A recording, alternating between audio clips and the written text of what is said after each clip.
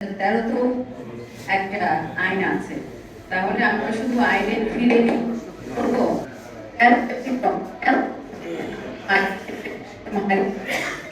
আজকে কমিশনে বলে তিনি নতুন আইনে রূপান্তর করার জন্য সরকারের কাছে কি বার্তা দিতে চান?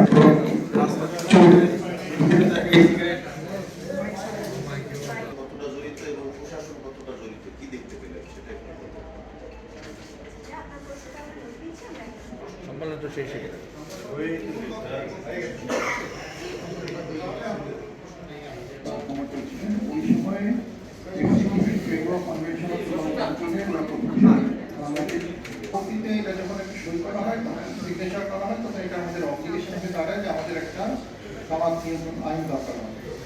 সেই প্রথম 2005 সালে হয় এবং সেই আইনটা অনেক অংশেই আমাদের এফসিটি বা framework convention of tobacco control সেখানে কিছু করে অ্যাডভার্টাইজমেন্ট বন্ধ করা হয়, আমাকে বিজ্ঞাপন দেওয়া বন্ধ করা হয়, তারপরে সেটা আছে পাবলিক প্লেসকে ডিফাইন করা হয়।